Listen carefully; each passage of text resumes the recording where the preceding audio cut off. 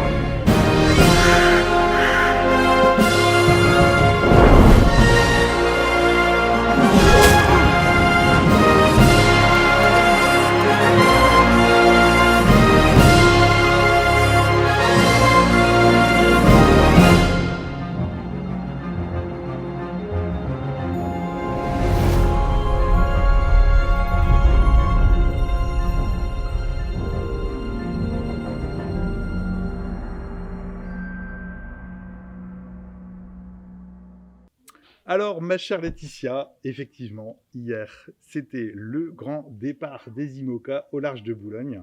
Tout à fait. Alors, un départ assez particulier parce que figure-toi qu'on a fait un départ dans la brume. Toi J'ai vu d'ailleurs, ça, j'ai vu ça. samedi soir, par contre, toi, tu n'étais pas dans la brume quand on était On est avec nous sur le parti dans bateau. la brume aussi. On est parti dans On la est brume, parti mais dans la brume après, aussi. ça s'est dégagé. On a eu un super temps parce qu'on a fait une sortie en bateau samedi soir avec les partenaires. Tout à fait. Et vous verrez d'ailleurs les images en fin d'émission. Mais pour le moment, on va faire tout d'abord un point sur la course, ma chère Laetitia, et on va regarder tout de suite où en sont les skippers. Alors, vous allez voir une petite image qui va arriver sur votre écran et on va commenter ensemble. Alors, tout d'abord, on peut voir qu'on est au sud de l'Angleterre et vous avez, on peut dire, alors tout le monde forcément, c'est le début de course et il n'y a pas beaucoup de vent, donc tout le monde est un peu dans un mouchoir de poche, mais on a quand même un quatuor qui se dégage, même s'ils ont des trajectoires un peu différentes. Là, au moment où on tourne, il faut savoir qu'on est donc lundi à 15h. Donc les positions que je vous donne, c'est lundi à 15h. Ce soir, ça aura sûrement évolué. En tout cas, ce quatuor, on a Thomas Ruyant complètement au sud, team vulnérable, qui semble être légèrement en tête. Et derrière, un trio avec Sam Goodchild, Massif, Nicolas Luneven de Holcim et Justine Métro du bateau Snef. Donc ça, c'est vraiment nos 4 concurrents qui, on va dire, sont le plus avancés sur la ligne de progression, si on peut dire ainsi, même si ça dépend beaucoup des directions des vents, et pour l'instant, c'est un petit peu cavalier de faire un classement, Laetitia. Tout à fait. Derrière, on a Micaline, juste derrière Justine Bétraud, Arnaud Boissière. Un petit peu plus au sud, on a le Malizia, Boris Herman. Derrière, le Charal, de Jérémy Bayou. Et juste derrière Vulnérable, sur à peu près la même trajectoire, on a Petit Prince avec Elodie Bonafou. Alors, je sais ce que tu vas me dire. Je sais ce que tu vas me dire, Laetitia. Où est ma chouchou? Où est mon skipper? Et je te rassure, Initiative Cœur n'est pas trop loin. Elle est juste à quelques milles derrière. Bon, bah voilà, c'est un petit peu comme moi, hein, parce que moi aussi, je fais la course sur Virtual Regatta. D'ailleurs, on en parlera tout à l'heure. Et je suis à peu près dans les choux comme eux. Mais bon, on est à quelques milles derrière. C'est pas dramatique pour l'instant. Encore une fois, il n'y a pas de vent. Dès qu'on va toucher du vent, tout va changer. Mais voilà, je te rassure, on a derrière donc Initiative Cœur, qui n'est pas très loin, avec 2 autres bateaux. Donc voilà, pour l'instant, rien de déterminé. Et on va tout de suite regarder ensemble, faire un petit point météo sur la carte de demain. Alors, comme vous pouvez le voir à l'écran, les conditions sont relativement faibles. Sur les animations météo que je vais vous montrer, vous avez donc les zones de faible vent en vert. Alors, si c'est du bleu, c'est vraiment, comme on dit à Boulogne, c'est pétole. Il n'y a pas du tout de vent. Et là où ça commence à devenir intéressant, c'est quand on est dans des zones jaunes ou oranges. Pour l'instant, Laetitia, c'est pas fou, hein. Et je vois pas de jaune ni d'orange. Hein. Non, on est d'accord. Pour l'instant, voilà, on est dans des faibles vents, on est dans des vents qui sont entre les 5 et 10 nœuds, voire moins. Donc, on fait ce qu'on peut. Et vous allez voir donc que jusque demain midi, sur la trajectoire, on va rester dans des conditions très très faibles. De toute façon, dites-vous que jusque jeudi, a priori, pour l'instant, ça décollera pas des 15 nœuds, je pense. Hein. À moins qu'il y ait des changements. La météo, c'est jamais une science exacte. Mais voilà. Donc voilà ce qu'on propose pour demain. Alors, un petit point stratégie sur Virtual Regatta. Déjà, qu'est-ce que Virtual Regatta? Est-ce que tu le sais, Laetitia? De ce que j'ai vu, je crois que c'est une application où tu crées ton bateau et tu peux justement suivre et être sur un bateau sur la course des caps. Ouais, c'est ça, exactement. Tu crées ton propre bateau que tu peux même personnaliser, lui donner un nom, etc. Et tu peux prendre la course avec tout le monde. Alors tu vas me dire, mais si j'ai pas encore commencé et là ils sont tous déjà partis. Oui, est-ce qu'il est possible de les rattraper ou de les rejoindre? Tout à fait. D'accord. Figure-toi qu'il y a ce qu'on appelle la frégate. Donc à l'arrière du peloton, il y a comme un gros bateau, comme un navire de guerre en fait, qui est virtuel bien sûr. Et en fait, on peut démarrer à la frégate, comme on dit. C'est-à-dire vous pouvez prendre la course en cours et vous démarrerez à quelques milles derrière les concurrents, ce qui vous permet de ne pas démarrer avec 3 jours de retard, ce qui serait quand même dommage. Pourquoi pas créer un bateau Areas? Mais écoute, qu'est-ce que vous en pensez? On va suivre Laetitia, on Allez, va voir comment tu performes dans la course. Je vais m'y mettre ce soir. Allons-y, t'as bien raison. Donc bon là, vous voyez que pour l'instant, on ne peut pas vraiment parler de stratégie parce qu'il y a tellement peu de vent que moi, ce que je vous conseille, c'est de suivre le peloton, de suivre les mêmes directions, de tracer votre cap en fonction de leur direction. Et puis on verra un petit peu dans le reste de la semaine si les conditions évoluent. Je pense que ça va devenir intéressant à partir de mercredi, jeudi, où on va pouvoir vraiment faire des prédictions de trajectoire en fonction des vents. Mais voilà, pour l'instant, ça reste assez faible. Alors, chère Laetitia, on va maintenant enchaîner. On va parler du départ. Donc, on va tout de suite voir des images qu'on a tournées hier, puisque nous étions en mer avec Rocco, que tu connais. Oui, tout à fait. Vous avez pu voir notre capitaine hier et ses phrases, parce que figure-toi que Rocco, hier, il nous a montré sa lune. Mais non. Mais si, mais oui. Mais il était en forme hier. Mais tout à fait, on s'est bien amusé, il n'y avait pas de problème. Et d'ailleurs, l'ambiance était au rendez-vous.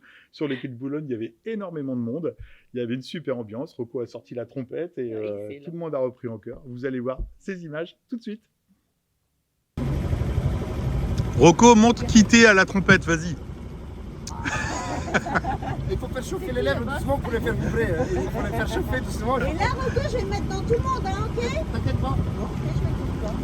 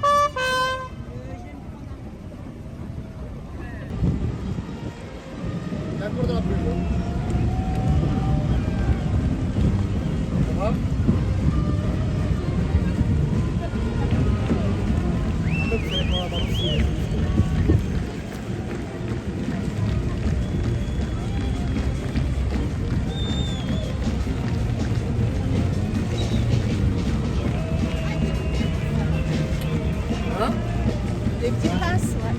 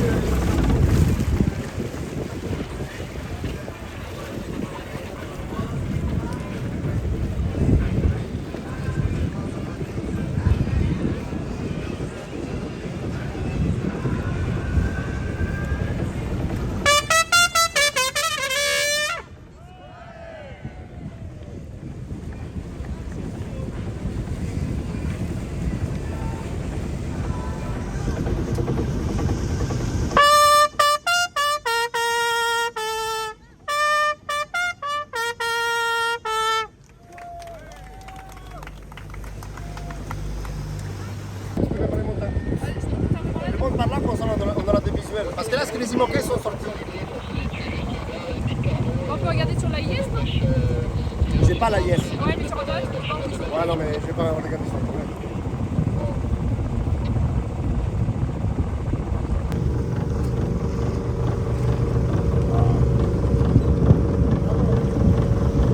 Nous croisons Penduic 2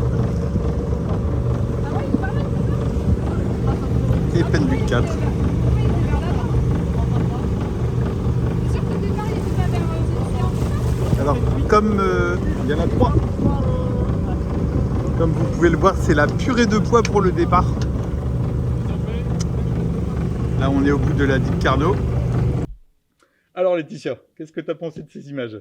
Eh bien, ce que j'ai pensé, énormément de monde, beaucoup de brume aussi, Ouais, et un départ en fanfare, un départ en bonne humeur, de la joie, de la bonne humeur. super sympa, hein, franchement. Côté festif, tout à Et fait. moi, ce que j'ai bien aimé, ouais, c'est cet aspect un peu fantomatique. C'était un peu surréaliste de voir cette plage avec les gens à moitié dans la brume comme ça. Mm.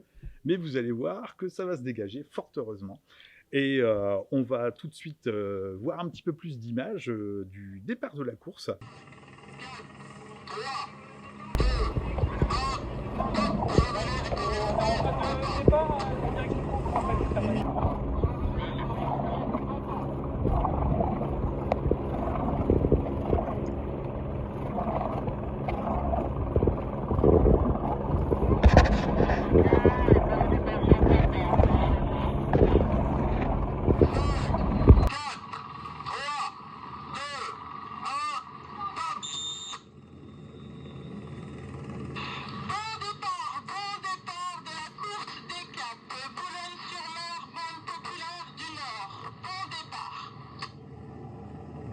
Massif qui vont clair et avancer beaucoup librement. Suite à ce bon départ, je passe la parole à Monsieur le maire de Boulogne-sur-Mer.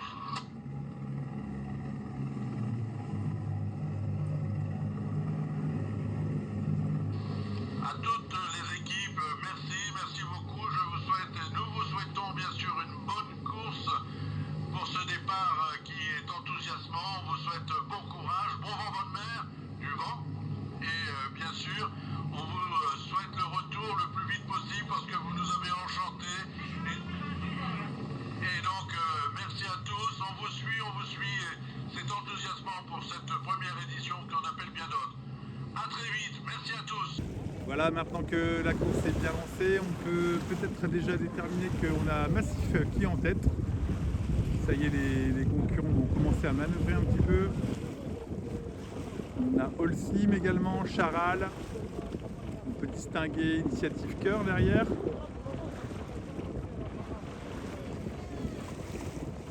Voilà la première manœuvre pour les bateaux.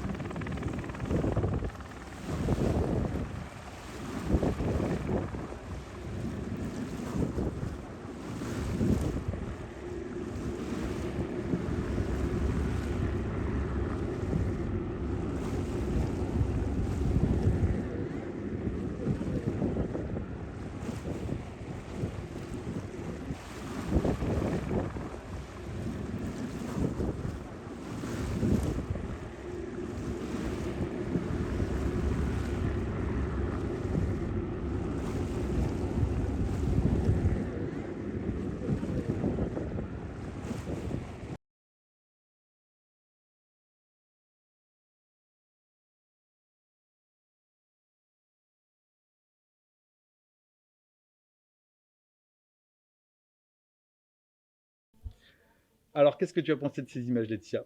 Eh bien, c'était très intéressant à regarder. Bah voilà, comme ça on en apprend plus. Maintenant parlons un petit peu du village, parce que bah, voilà, hier soir, vous avez pu constater qu'on a démonté ce village pour la semaine qui s'est écoulée. Et nous, on a tourné quelques images justement ce vendredi. Et on était avec David, l'animateur, qui couvrait toute l'animation du village. Et je vous propose tout de suite de faire cette petite visite du village. Notamment, vous verrez notre partenaire, les bijoux Virginie, qui seront mis à l'honneur dans ce reportage. A tout de suite. Ils sont là également sur ce village. Ah, tu voulais faire le tour, on va faire le tour. Alors. Ah bah écoute, je ne demande que ça, moi. Voilà. Et moi, comme je sais que tu es gourmand, on va terminer tout au bout de cette passerelle où là, vous avez la possibilité de découvrir. Là, regarde, les bijoux sont là. On a là. Tu vois comme ça brille? Tu vois comme ça brille? Tu sais ce qui brille? C'est le soleil d'opale. Tu veux qu'on en parle vite fait avec Manu? Ah, on en parle avec Manu, viens voir. Comment ça va, Manu? Bonjour. Bonjour Manu. Ça va très bien, merci. Ça va. Et qu'est-ce que tu peux nous proposer, Manu, justement pour les visiteurs qui sont actuellement sur les quais? Alors moi, au début, la bijouterie Virginie est venue avec les bijoux d'opale, les bijoux de la côte d'opale. Les bijoux traditionnels de la côte d'opale, celle qui était offerte à l'époque par le marin à sa fiancée notamment. Et on a la traditionnelle bague boulonnaise, qu'on appelle aussi le nœud d'amour, parce que les cordages qui entourent en fait la bague forment deux cœurs en peau croisée. C'était vraiment un On peut symbole. s'approcher peut-être pour regarder de près. C'était vraiment un symbole du fiancé à sa promise. Et voilà, tous les bijoux d'opale ont beaucoup de symbolique et beaucoup d'histoire, notamment grâce à la pêche, où Boulogne a été un grand et encore un grand port de pêche. Voilà. Alors j'aime bien parce que tu dis avant pour les marins avec leurs fiancés. Les marins n'ont plus de fiancés ou les fiancés n'ont plus de marins? Ah non, ça continue, l'histoire continue justement, grâce à la bijouterie et grâce aux bijoux qu'on propose, ça continue. Et en plus on développe à partir des bijoux traditionnels des nouveautés. Et donc notamment le fameux soleil d'opale qui brille enfin aujourd'hui et qui brille depuis quelques temps dans la bijouterie, qui est une bague qui a été créée à partir d'un bijou boulonnais traditionnel qui était les dorlots, le Milano. Milano, c'était une grande boucle d'oreille que les matelotes portaient. Et à partir de ce Milano, on a créé cette bague spécifique en hommage au soleil de la côte d'Opale. Et bien voilà, donc toutes ces informations nous viennent, mesdames et messieurs, en direct, bien entendu, de ce village des commerçants avec grand plaisir. Et bien voilà, ma chère Laetitia, sur ces petites images du village, on arrive maintenant à la fin d'émission.